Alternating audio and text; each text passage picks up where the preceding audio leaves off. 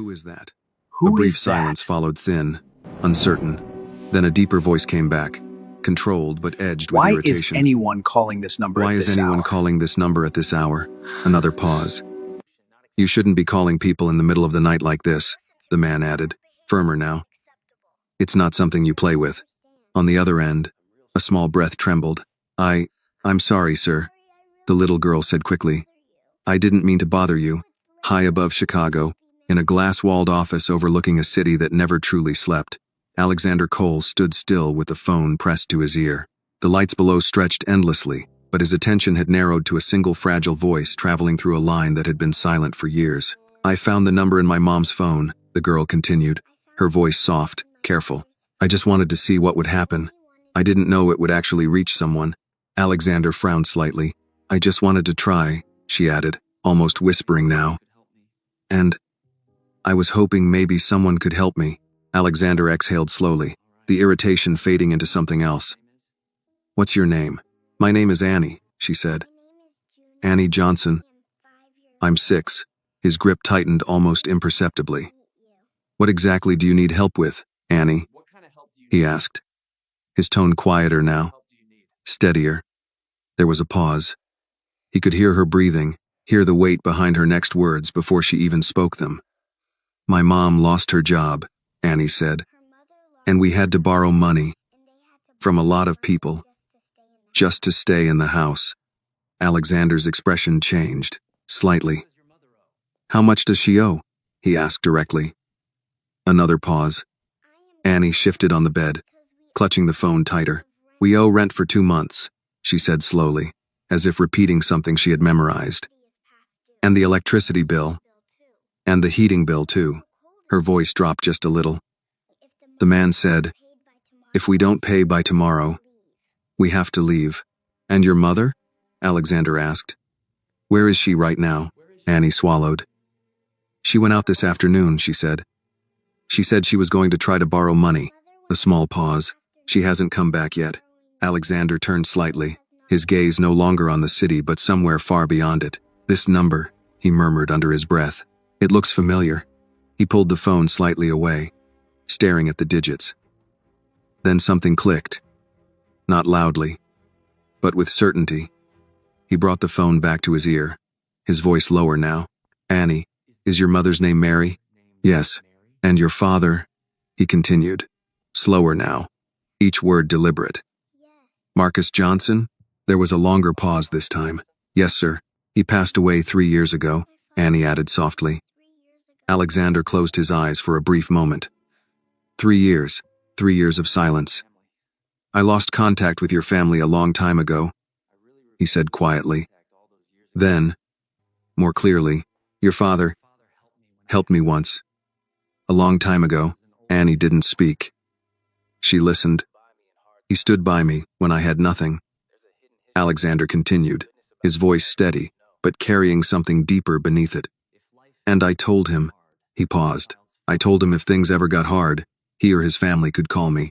Annie looked down at the phone in her hands, her small fingers tightening around it.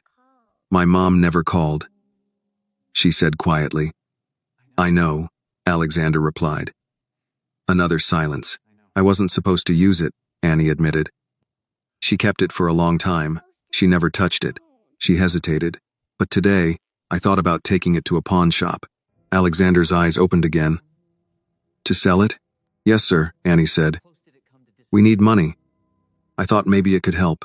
She swallowed. But when I turned it on, I saw the number. Her voice softened, fragile but steady. So I called. I didn't know who you were. I just hoped maybe you could help my mom. The room around Alexander felt different now. 3 years ago, he had made a promise. And like most promises made in moments of grief, he had never expected it to be tested. Until now. Annie, he said slowly. Yes, sir? Stay where you are. Her heart skipped slightly. Okay, I'm going to take care of this, Alexander said. And for the first time that night, the weight pressing against Annie's chest eased, just enough for her to breathe. In the quiet room with the old phone still warm in her hands, Annie stood by the window, the phone still warm in her hand, her heart beating a little faster than before, not from fear this time, but from something unfamiliar, something that felt like waiting, but not the kind that hurt. On the other end of the line, Alexander had not hung up yet. "You're still there, Annie?" he asked. "Yes, sir," she replied quickly, straightening a little as if he could see her. "Good," he said. "I need your address." Annie hesitated for a second, glancing toward the door, as if someone might suddenly walk in and stop her. "Our address?" she asked softly. "Yes," Alexander said. "If I'm coming, I need to know where you are." "Oh, okay." She shifted the phone to her other ear and tried to remember the way her mother had said it before when filling out forms or speaking to someone on the phone. 214 Maple Street, she began slowly. "Willow Creek, Michigan." She paused, then added, unsure. "There's a gas station at the corner, and a broken mailbox in front of our house." Alexander gave a faint exhale, almost like recognition, not of the place, but of the way she described it. "That's enough," he said. "I'll find it." Annie nodded again, gripping the edge of the curtain with her free hand. "Okay." There was a brief pause. "Annie," he continued, his voice steady but more direct now. "Are all the doors locked?" "Yes, sir. I checked them," she said, "like my mom told me." "Good." His tone didn't praise her, but it carried something close to approval, something that made her feel capable. For a moment, neither of them spoke. Then Annie asked quietly, "How long will it take?" Alexander glanced at his watch as he stepped into the elevator, the doors closing silently behind him. "A few hours," he said. "Maybe less." Annie tried to imagine that. A few hours. It sounded both long and short at the same time. "I'll stay awake," she said. "You don't have to," he replied. "I want to." Alexander didn't argue. The elevator descended smoothly, floor after floor, the city drawing closer. "Annie," he said after a moment, "when your mother gets home, what do you think she'll do?" Annie thought about that. "She'll pretend everything's okay," she said. There was no hesitation in her voice. Alexander's jaw tightened slightly. "And you?"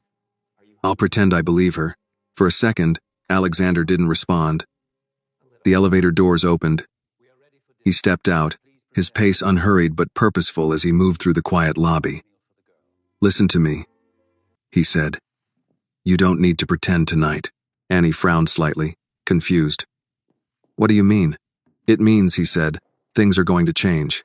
Annie looked down at the phone again. She didn't fully understand what that meant, but she wanted to believe it. "Okay," she whispered. Alexander reached his car, unlocking it with a quiet click. Before getting in, he paused.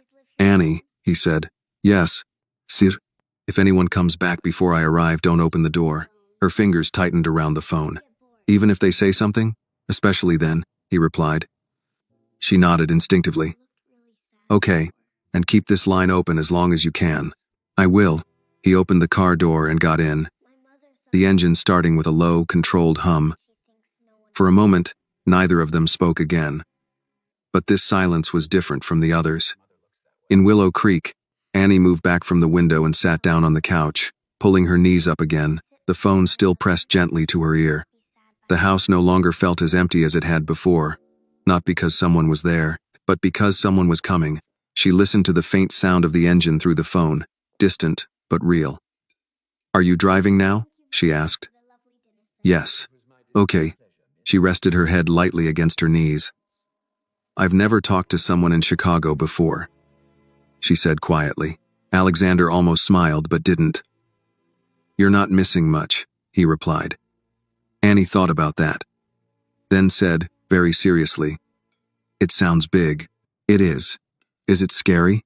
"No," he answered instead. "Not if you know what you're doing." Annie nodded slowly, even though he couldn't see. "I don't think I do," she admitted. "That's all right," he said. "You don't have to." A soft silence followed. Then Annie spoke again, more quietly, this time. "Thank you for answering." Alexander's hands tightened slightly on the wheel. "You don't have to thank me yet," he said. "But I want to," she replied. He didn't answer that. The road ahead stretched long and dark, headlights cutting through the night as the city slowly began to fall away behind him. And somewhere miles away, in a small house with peeling paint and a broken mailbox, a little girl waiting is no longer alone. If this moment stayed with you, take a second to like the video and share your thoughts in the comments. Tell me where you are watching from and what this story made you feel. And if you believe in moments like this, don't forget to subscribe for more stories that remind us we are never truly alone. The road stretched ahead of Alexander Cole like a long ribbon of darkness, broken only by the sharp white beam of his headlights. Chicago had already faded behind him, its towering skyline swallowed by distance, replaced by open highways and scattered lights that flickered like distant memories. Inside the car, the silence was steady, not empty, just focused. "Annie," he said, his voice calm, grounded. "Are you still with me?" "Yes, sir," she replied softly. He could hear the shift in her voice now, not as tight as before, not as afraid, but still holding on. "Good," he said. "Talk to me."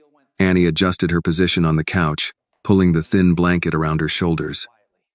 The house felt quieter the longer she sat there, as if the walls themselves were listening. "I don't know what to say," she admitted. "That's all right," Alexander replied. "You don't have to say anything important." Annie thought about that, then said, very simply, "It's really quiet here." Alexander glanced at the empty road ahead. "It usually is, in places like that." "I don't like it tonight," she added. He didn't ask why. He already knew. In Willow Creek, quiet didn't mean peace. It meant waiting. "How long have you lived there?" he asked instead. "Since my dad." Annie paused, then corrected herself gently. "Since he passed away. 3 years." The number echoed again in Alexander's mind. "And your mother, she worked before this?" he asked. "Yes," Annie said. "At a clinic. She helped people." "Why did she lose her job?" Annie hesitated. "They said they didn't need as many people anymore," she answered. "But my mom said it was because they were cutting costs." Alexander's expression darkened slightly. He had heard that explanation too many times in his life. Cost cutting. A clean phrase for something that was never clean. "And after that," he asked. "She tried to find another job," Annie said. "But it's hard." Her voice softened. "They say she doesn't have enough experience for better places, and too much experience for smaller ones." Alexander let out a slow breath. He had seen that trap before. People didn't fall into it. They were placed there. "And the money you borrowed," he continued, keeping his tone even, "was it all from the same person?" "No," Annie said. "At first, it was from different people. But then, one man started collecting everything." "Mr. Doyle," Alexander said. Annie blinked. "Yes," she said quietly. "How did you know?" "I didn't," he replied. "I guessed." But his voice suggested otherwise. Annie shifted slightly, glancing again toward the front door. "He came this afternoon," she said. "He knocked really loud." Alexander's grip on the wheel tightened slightly. "What did he say?" Annie swallowed. "He said tomorrow is the last day," she answered. "No more waiting." Her fingers curled into the blanket. "He looked at me when he said it." That detail lingered. Alexander didn't like that. Not at all. "You don't need to worry about him anymore," he said. Annie didn't answer right away, not because she didn't believe him, but because she didn't know how to stop worrying that quickly. "Okay," she said eventually. The road ahead curved slightly, the car moving smoothly through the turn. "Annie," Alexander said after a moment, "what do you remember about your father?" The question came gently, carefully. Annie smiled faintly, even though no one could see it. "He was tall," she said. "And he laughed a lot." Alexander felt something tighten in his chest. "That sounds like him." "You knew him really well?" Annie asked. "Yes," a single word, but it carried weight. "He used to fix things," Annie continued. "Even when they weren't broken." Alexander almost smiled. "That also sounds like him." Annie shifted again, resting her head against the back of the couch. "Mom doesn't talk about him much," she said. "Not because she doesn't want to. I think it just makes her sad." Alexander understood that. Some memories didn't fade. They stayed exactly where they were. "And you?" he asked. "Does it make you sad?" Annie thought about that for a long moment. "Sometimes," she said. "But mostly, I just miss him." That answer landed differently. Cleaner. More honest. Alexander nodded to himself. Annie, he said quietly, your father was a good man. I know, she replied. No hesitation, no doubt. That certainty surprised him more than anything else. Outside, the highway stretched on, mile after mile, the distance between them slowly shrinking. Sir? Annie said after a moment. Yes? Why didn't you call us before? The question came without accusation. Just curiosity. But it still hit. Alexander's eyes remained on the road. That's a fair question, he said. He didn't rush the answer. I lost track of where your family went, he explained. After your father passed, your mother moved, and she didn't leave much behind. Annie nodded slowly. She said we needed a fresh start. I understand that, he replied. Another pause. But I should have looked harder, he added quietly. Annie didn't respond. She didn't need to. Some things didn't require an answer. From the kitchen, the faint ticking of the wall clock carried into the living room. Time passing. Still no sound of the door. Still no sign of her mother. She's really late, Annie whispered. Alexander checked the time again. Yes, he said. She is. A subtle shift in his tone. Not panic, but awareness. Annie, he continued, I want you to do something for me. Okay, turn on the lights in the house, all of them. Annie frowned slightly. Why? So that anyone outside knows someone is home, he said, and that you're not alone. That mattered, even if it wasn't entirely true. Annie slid off the couch, the phone still pressed to her ear as she walked toward the hallway. Okay, she said, one by one. Lights flickered on. The living room. The kitchen. The hallway. Each switch a small act of defiance against the dark. I did it, she said. Good. She walked back to the couch and sat down again. The house now brighter, warmer, not safer, but closer. Annie, Alexander said, his voice steady as ever. I'm getting closer. Her eyes widened slightly. How close? Close enough, he replied. And for the first time since the night began, Annie allowed herself to believe that this wasn't just a voice on the phone. This was someone real, someone coming. She pulled the blanket tighter around her shoulders, holding the phone close as if it were the only solid thing in the world right now. Outside, the road remained dark. But the distance between them was no longer endless. The lights made a difference. Not a big one. Not enough to change the peeling paint on the walls or the quiet hum of the old refrigerator struggling in the kitchen, but enough to push back the shadows that had been creeping too close. Annie sat in the middle of it all, wrapped in her thin blanket. The phone still pressed gently against her ear. Are you still there? She asked. I'm here, Alexander replied. His voice had become something steady now, not just present but anchored, like a fixed point she could hold on to while everything else shifted. Outside, a faint wind brushed against the windows, carrying the distant rustle of trees. Willow Creek had settled deeper into the night, too quiet. Annie glanced toward the front door again, still closed, still no sound of her mother. She's never this late, Annie said, more to herself this time. Alexander heard it anyway. Does she have a phone? He asked. Yes, but sometimes it doesn't work, Annie said. She says she's trying to save money. Alexander's jaw tightened slightly. Of course. All right, he said calmly. We'll assume she's still trying to fix things. That's what she would do. Annie nodded slowly. That sounded right. That's what she always does, she said. There was a small pause. Then, from somewhere outside, a sound. Annie froze. It was faint at first, just the crunch of gravel under something heavy, then clearer. Footsteps, slow, uneven, but close. Her fingers tightened around the phone.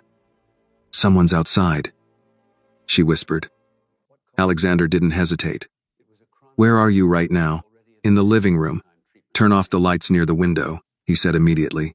Stay away from the door. Annie slid off the couch quickly, her small feet moving silently across the floor. She reached for the switch and flicked it off. The room dimmed instantly. Only the hallway light remained, casting a soft glow behind her. I did it, she said, her voice barely above a breath. Good.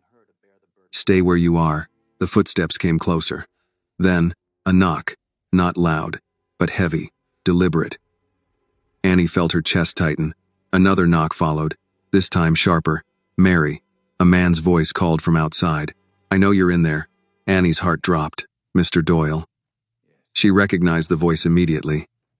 "He's back," she whispered into the phone. Alexander's expression hardened, though no one could see it. "Don't answer," he said. The knock came again, louder now. "I'm not here to play games," the man continued. "You had your time."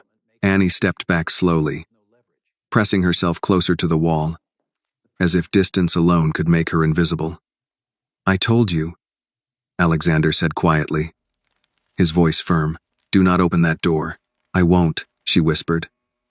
Outside, the man shifted, his footsteps scraping slightly against the porch. "I know you can hear me," he said. "You think hiding is going to help?" Annie squeezed her eyes shut for a second, then opened them again. She wasn't crying. Not yet. Alexander listened carefully, his mind already calculating distance, time, options. "Annie," he said, his voice lower now, more controlled than ever. "Listen to me. You're doing exactly what you're supposed to do." The words steadied her. "Just enough." Another knock. Harder. "Last warning," the man said. "Tomorrow morning, I don't get my money, you're out. Everything goes." Silence followed, heavy, lingering. Then the sound of footsteps again, moving away, slowly, at first, then fading. Annie didn't move.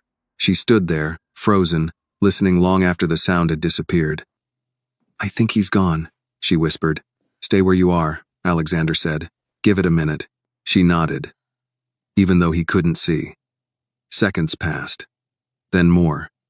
The house returned to its quiet state, but it wasn't the same quiet as before. This one had edges. "Okay," Alexander said finally. "You can turn the light back on." Annie reached for the switch with slightly trembling fingers and flicked it on. The room filled with soft yellow light again. She exhaled, a breath she didn't realize she had been holding. "I was scared," she admitted quietly. "I know," he said. "No judgment, no dismissal, just acknowledgement." Annie walked back to the couch and sat down, pulling the blanket tightly around her shoulders again. "He sounded really mad," she said. Alexander's eyes remained fixed on the road ahead, his speed increasing slightly. "He won't be a problem," he said. Annie didn't ask how. She didn't need to. For the first time that night, those words didn't feel like something people said just to make her feel better. They felt real. "Annie," Alexander continued, "I'm close now." Her eyes lifted slightly. "How close?" "Close enough that you don't need to be afraid anymore." She held on to that, tightly. From outside, the wind shifted again, and then, another sound. Different this time. Familiar. The faint creak of the front gate. Annie's head turned toward the door instantly. Footsteps. Lighter. Faster. Rushed. Her heart jumped. "Mom," she called out instinctively. The doorknob rattled. Then the door opened. Mary stepped inside, her breath uneven, her face pale from the cold and something else. Something heavier. She stopped the moment she saw the lights, and Annie standing there. "Annie?" she said, startled. "Why are you still awake?" Annie stood frozen for a second, the phone still in her hand. Behind her, through the line, Alexander heard everything. He didn't speak. Not yet. Belonged to them. Annie took a small step forward. "I was waiting for you," she said. Mary's expression softened instantly, though exhaustion still clung to her like a shadow. "You shouldn't have stayed up, baby," she said gently, closing the door behind her. She didn't notice the phone yet. Didn't notice the shift in the room. Only her daughter.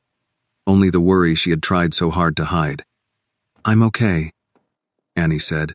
It wasn't entirely true, but it wasn't a lie either, because something had changed. Mary set her bag down slowly, her shoulders dropping slightly, as the weight of the night settled back onto her. "I couldn't get it," she said quietly. "No one would help." Annie's fingers tightened around the phone. She looked down at it for a brief second. then back up at her mother. For the first time, she wasn't the only one holding the burden anymore. And somewhere just beyond the dark road leading into Willow Creek, a pair of headlights cut through the night. Getting closer, Mary didn't notice the phone at first. She moved slowly into the room, her steps heavy, like each one carried the weight of every door that had been closed on her that night. Her coat hung loosely from her shoulders, and the cold followed her inside, clinging to the air. "I tried," she said again, quieter this time, as if saying it softer might make it hurt less. "I really did." Annie stood still, watching her. For a moment, she didn't know what to say. Not because she didn't want to help, but because she already had. In a way her mother didn't know yet. "I know, Mom," Annie said gently. Mary gave a faint, tired smile, but it didn't reach her eyes. She bent down slightly, brushing Annie's hair back from her face. "You should be asleep," she murmured. "You have school tomorrow." Annie shook her head. "I wanted to wait." Mary sighed softly, pulling her into a brief embrace. It was warm but fragile, like something that might break if held too tightly. Behind Annie's shoulder, the phone remained in her hand, still connected, still listening. Alexander stood beside his car now, the engine idling quietly behind him. He had pulled over just outside Willow Creek minutes ago, the town sign barely visible in the dark. He hadn't stepped out yet. He was listening. Every word, every breath. He didn't interrupt. Not yet. Back inside the house, Mary pulled away slightly, studying Annie's face. "You're cold," she said. "Why didn't you turn the heat up?" Annie hesitated. "We're trying to save electricity," she answered. Mary's expression flickered pain, guilt, frustration before settling back into something controlled. "Right," she said softly. Silence settled between them. Then Annie took a small step back. "Mom," she began. Mary looked at her. "Yes?" Annie glanced down at the phone in her hand, then back up. "I did something," she said. Mary frowned slightly. "What do you mean?" Annie swallowed. "I used the phone." The words landed instantly. Mary's expression changed, not slowly, not subtly, immediately. "What phone?" she asked, though something in her voice already knew the answer. Annie lifted her hand. The old phone. The one that had not been touched in 3 years. Mary's face went pale. "Annie," she said, her voice tightening. "Why would you?" "I called the number," Annie said quickly, her words tumbling out before she lost the courage. "I didn't know who it was. I saw it. And I thought maybe." Mary stepped forward, her hand reaching out instinctively. "You don't call that number," she said, sharper now. "That wasn't for." She stopped, because Annie was still holding the phone to her ear. And the line was still open. Mary froze. Slowly, very slowly, she looked at the phone, then back at Annie. "Who did you call?" she asked, her voice barely above a whisper. Annie hesitated, then said quietly, "The man who gave you the phone." The room went still. Completely still. Mary's hand dropped slightly. "No," she breathed. And then, from the phone, a voice, "Mary." It was calm, steady, unmistakable. Mary didn't move, didn't breathe. Her eyes locked onto the phone like it had just come alive. "Alexander?" she whispered. There was a pause. Then, "Yes." The single word carried 3 years of silence with it. Mary staggered back a step, her hand reaching for the edge of the table to steady herself. "How?" she began, her voice trembling now. "How is this possible?" Annie looked between them, her small hand still gripping the phone. "I called him," she said softly. "I thought he could help." Mary closed her eyes briefly. Not in anger, not in frustration, but in something deeper, something closer to being overwhelmed. "I told you to never use that," she said quietly. "I know," Annie replied. "But we didn't have anything else left." The truth in that sentence left no room for argument. Mary opened her eyes again, looking at her daughter, really looking this time. And what she saw was not a child making a mistake. It was a child trying to carry something too heavy. On the other end of the line, Alexander spoke again. "I'm already in Willow Creek," he said. Mary's head snapped up. What? I'm close, he continued. I'll be there in a few minutes. Mary's grip tightened on the table. No, she said immediately. You don't need to come here. Annie looked confused.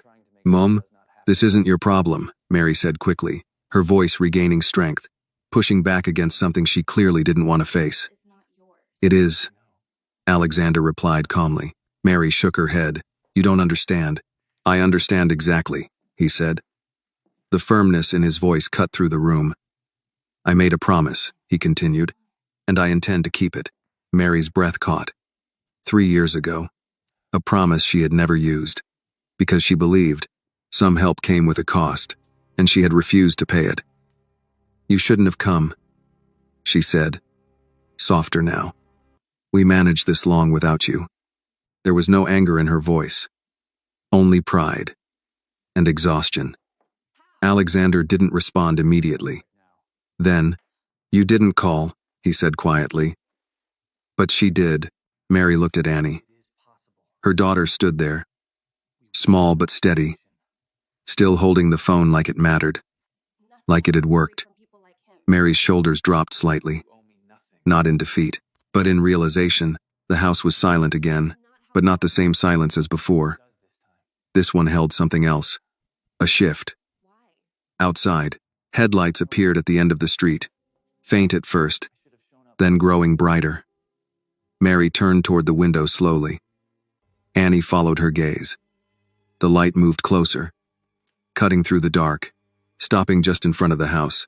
The engine idled, low, controlled. Mary's breath slowed, not calm, but certain. 3 years of distance, gone in a moment. The past had arrived, and this time, it wasn't leaving. The engine outside didn't turn off. It idled, low, steady, patient, like the man behind the wheel had no intention of leaving anytime soon. Inside the house, no one moved for a moment. Mary stood near the window, her hand resting lightly against the curtain, her fingers barely touching the fabric as if pulling it back would make everything more real than she was ready for. Annie stood a few steps behind her, the phone still in her hand, her eyes fixed on the glow of headlights spilling across the front yard. He's here, Annie whispered. Mary didn't answer. She already knew. 3 years had passed. But some things didn't fade with time. Some presences didn't need introductions. Outside, the driver's door opened. The sound was soft, controlled, then footsteps. Measured, unhurried, each one landing with the quiet confidence of someone who didn't need permission to be there. Mary closed her eyes for a brief second, not to escape, but to steady herself. When she opened them again, she let the curtain fall back into place. Stay here, she said quietly. Annie didn't move. I want to come with you, she said. Mary turned slightly, her expression softer now, but still firm. No, a pause. Then, Gentler, just for a minute. Annie hesitated, then nodded. Okay. Mary walked toward the door slowly, each step deliberate, as if she were walking toward something she had spent years avoiding. On the other side, the footsteps stopped. A shadow crossed the thin line of light beneath the door. Then, a knock. Not loud, not aggressive, but certain. Mary stood there for a moment, her hand hovering near the handle. Then she opened the door. Alexander Cole stood on the porch, the night air settling around him like it belonged there. He looked exactly the same, and completely different. Time had sharpened him, not aged him, refined him. His eyes met hers, steady, unreadable at first glance, but carrying something deeper underneath. Recognition, memory, unfinished things. For a moment, neither of them spoke. 3 years of silence stretched between them. Then, you shouldn't have come, Mary said quietly. Alexander didn't move.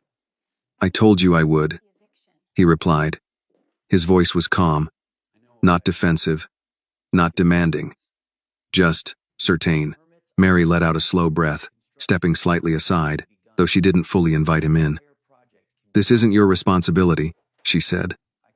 Alexander's gaze didn't leave hers. It became my responsibility the moment she called, he said.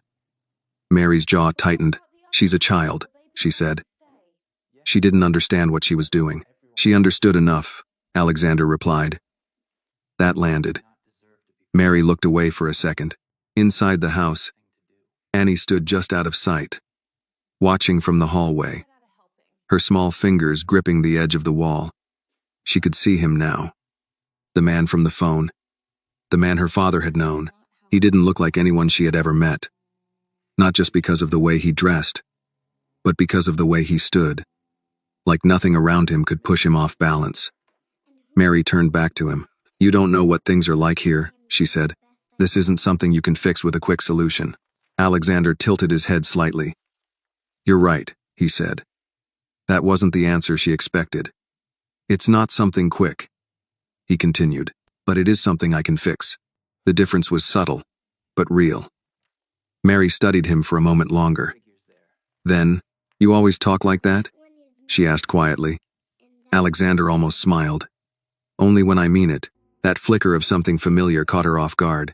It reminded her of someone else, someone who used to stand between problems and say the same kind of things. Marcus, she swallowed. You lost contact with us, she said, shifting the direction slightly. That wasn't an accident. Alexander didn't deny it. You moved, he said, and you didn't want to be found. Mary didn't answer. Because that was true. Silence settled again. Then Alexander spoke. His voice lower now. Where is he? Mary frowned. Who? The man who came earlier, he said. The one collecting your debt. Mary stiffened slightly. That's not something you need to involve yourself in. It is now, he replied. Mary shook her head. No, she said firmly. I'm not dragging you into that. You're not dragging me, Alexander said. I walked here. That stopped her. Completely. Inside, Annie shifted slightly, her eyes moving between them. She didn't understand everything, but she understood enough. This man wasn't leaving. Mary looked at him again. Really looked this time, not as someone from the past, but as someone standing in her present. You think paying him off solves everything? She asked. No, Alexander said. That answer came immediately. It solves one problem, he continued. Then we deal with the rest. Mary let out a quiet breath. That's not how life works, she said.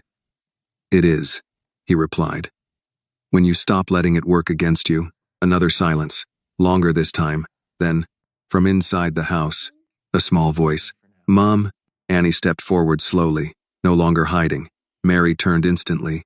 Annie, I told you to stay, but she stopped, because Annie had already stepped past her, standing just inside the doorway, looking up at Alexander. For a moment, time seemed to pause. Alexander's gaze shifted. From Mary to Annie. And something changed.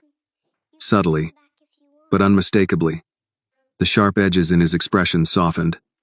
Not completely, but enough. You came, Annie said quietly. Alexander nodded once. I told you I would. She looked at him for a second longer. Then asked, very simply, Are you going to help us? Mary closed her eyes briefly, but she didn't stop her this time, because the question needed an answer. Alexander stepped forward slightly, not entering the house yet, but close enough that his voice didn't have to carry. Yes, he said. No hesitation, no explanation, just truth. Annie nodded, as if that was enough. Because for her, it was. Behind her, Mary stood still, watching, listening, realizing something she hadn't wanted to accept. This wasn't a moment she could control anymore. And maybe it never had been. The night air shifted slightly, carrying the faint scent of cold and distance. But inside that doorway, something else had taken its place. Not resolution, not yet, but direction. And for the first time in a long while, the future didn't feel like something closing in. It felt like something arriving. The door remained open. Cold air drifted in from the night, brushing past Annie's face, carrying with it the quiet stillness of Willow Creek and something else. Something heavier. Something that felt like change. No one moved right away. Mary stood just behind Annie, her arms at her sides, tense but no longer stopping what was unfolding. Alexander stood on the porch, one step away from crossing the threshold, his presence filling the space without forcing it. It was Annie who broke the silence. "Do you want to come inside?" she asked. The question was simple. Too simple for everything it carried. Mary's breath caught slightly. For a moment, she almost said no, but the word never came. Instead, she stepped back, just enough. Alexander noticed. He always did. Without another word, he stepped inside. The floor creaked faintly beneath his shoes, the sound unfamiliar in a space that had grown used to quiet footsteps and careful living. He took in the room with a single glance, not judging, not lingering, just seeing. The worn couch, the thin blanket in Annie's hands, the stack of unopened mail on the table. He didn't comment on any of it, but he understood all of it. Mary closed the door behind him, the click of the lock echoing softly in the room. For a second, no one spoke. Then, "You shouldn't be here," Mary said again, though her voice had lost its edge. Alexander turned slightly toward her. "And yet I am." That same calm certainty, it hadn't changed. Mary crossed her arms, not in defiance, but in defense, holding herself together. "You think showing up fixes this?" she asked. "No," Alexander replied. "Showing up is just the beginning." That answer lingered. Annie looked between them, her small eyes moving back and forth, sensing the weight of something she couldn't fully understand. She stepped closer to Alexander. "You drove all the way here?" she asked. "Yes." "From Chicago?" "Yes." Annie blinked, impressed in a quiet, childlike way. "That's really far." Alexander nodded slightly. "It is." She studied him for a moment longer, then said softly, "Thank you." The words landed differently this time. Closer. More real. Alexander inclined his head just slightly. Mary watched the exchange, something shifting in her expression, something she didn't quite want to name. Then she turned away, walking toward the kitchen. "There's nothing here to offer you," she said over her shoulder. "No coffee. No, anything really." "I didn't come for that," Alexander replied. "I know," she said quietly. That was the problem. Annie followed her mother a few steps, then stopped, glancing back at Alexander as if making sure he was still there. He was, unmoved, steady. Mary reached the counter and placed both hands on it, her head lowering slightly for just a second before she straightened again. "All right," she said, turning back to face him. "Let's stop pretending this is simple." Alexander didn't interrupt. "You don't just walk into someone's life after 3 years and start fixing things," she continued. "It doesn't work like that." "You're right," he said again. Mary frowned slightly. "You keep saying that because you keep saying things that are true," he replied. That caught her off guard. "But truth doesn't solve problems," she said. "No," Alexander agreed, "but it tells you where to start." A quiet settled over the room. Not tense, not calm, something in between. Annie slowly made her way back to the couch, sitting down again but not taking her eyes off them. "Mom," she said softly. Mary looked at her. "It's okay," Annie added. "He said he's going to help." Mary's gaze softened immediately. "I know what he said," she replied gently. Then she looked back at Alexander. "And I also know what help like that can turn into." There it was, the real concern, not pride, not distance, fear. Alexander recognized it instantly. "I'm not here to take anything from you," he said. Mary shook her head slightly. "That's not how it works," she said. "Nothing is ever just given. For most people," he replied. She held his gaze. "And you're different?" "Yes." The answer came without hesitation, not arrogance, certainty. Mary studied him for a long moment, then let out a quiet breath. "Marcus used to talk like that," she said. Alexander's expression shifted just slightly. "I know." Silence followed. This time, it wasn't uncomfortable, it was remembering. Annie leaned forward slightly. "You knew my dad really well?" she asked again. Alexander turned to her. "Yes. What was he like?" she asked. Mary opened her mouth slightly, as if to stop the question. But she didn't, because part of her wanted to hear the answer too. Alexander considered for a moment, then said, "He was the kind of man who showed up." Simple words, but they carried weight. "He didn't wait to be asked," Alexander continued. "He didn't measure what he would get back. If something needed to be done, he did it. Annie smiled faintly. That sounds like him. Mary looked away, blinking once. Alexander continued, his voice steady. He helped me when I had nothing, he said. When everyone else walked away, the room grew quieter. He didn't have to, Alexander added. But he did. Annie tilted her head slightly. Is that why you came? Alexander looked at her. Yes. No hesitation. No complication. Just truth. Annie nodded, satisfied. Mary wasn't. That was a long time ago, she said. Things change. Alexander met her gaze again. Some things don't. Another pause. Then, what exactly are you planning to do? Mary asked. There it was, the question that mattered. Alexander didn't rush the answer. First, he said, we deal with the immediate problem. The debt, Mary said. Yes. She shook her head. You don't even know how much it is. I don't need to, he replied. That answer irritated her. You can't just throw money at everything, she said. I can at this, he replied calmly. Mary stared at him, frustrated, conflicted, tired. And after that? She asked. Alexander's voice lowered slightly. After that, he said, we make sure you never end up here again. The words landed differently, not loud, but powerful. Mary didn't respond right away, because for the first time, that didn't sound impossible. It sounded dangerous to believe. Annie looked between them again, her small hands resting in her lap. So, we're not going to lose the house? She asked quietly. The question cut through everything else. Mary looked at her daughter, then at Alexander, then back at Annie. For a moment, she didn't answer, because she didn't know if she was ready to. Alexander stepped slightly closer. No, he said. Firm. Certain.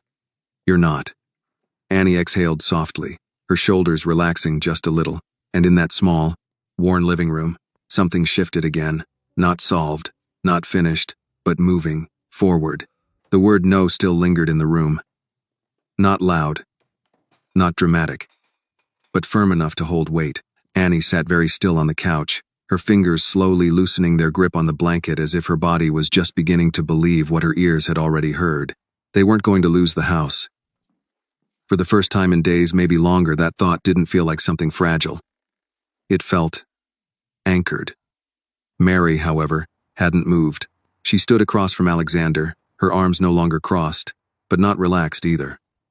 Her eyes searched his face, not for reassurance but for weakness, for hesitation, for anything that would make this easier to refuse. She didn't find it. You say that like it's already done, she said quietly. Alexander didn't look away. It is, he replied. Mary let out a slow breath. That's not how debt works, she said. Not here. Alexander tilted his head slightly. How much does he want? He asked. Mary hesitated. It wasn't a question she liked answering. 3,000 for the rent, she said finally. Another 800 for utilities and fees. She gave a small, humorless laugh. There are always fees. Alexander nodded once. Understood. Mary frowned slightly. That's all you're going to say? For now. She shook her head. You don't even know what kind of man Doyle is. I don't need to, Alexander said. I know his type. That answer didn't comfort her. It unsettled her, because of how certain it sounded. From the couch, Annie spoke again, her voice smaller now, but clearer than before. He said we had until morning, she added. Alexander turned his attention to her. Then we won't wait until morning. Mary's eyes narrowed slightly. What does that mean? Alexander reached into his coat pocket and pulled out his phone, glancing at the screen briefly before dialing. Mary watched him, her tension rising again. You're calling him? She asked. Yes. No, she said quickly, stepping forward. That's not a good idea. Alexander lifted a hand slightly, not to stop her, but to steady the moment. It's already done, he said, as the line began to ring. Mary's jaw tightened. Annie leaned forward slightly, her eyes wide, watching everything unfold with quiet intensity. The phone rang once, twice. Then, a voice answered, rough, irritated. This better be important. Alexander didn't introduce himself. Not yet. Mr. Doyle, he said calmly. You're collecting a debt from Mary Johnson. There was a pause on the other end. Who is this? The man asked. That doesn't matter, Alexander replied. What matters is that you're done collecting. A short laugh came through the line. Yeah? And who's going to stop me? Alexander's expression didn't change. I am. Silence. Not confusion. Not disbelief. Calculation. Mary felt it immediately. That shift. Doyle wasn't the kind of man who got quiet easily. What are you offering? Doyle asked finally. Straight to it. Alexander glanced briefly at Mary, then back ahead. The full amount, he said. Tonight. Mary's eyes widened slightly.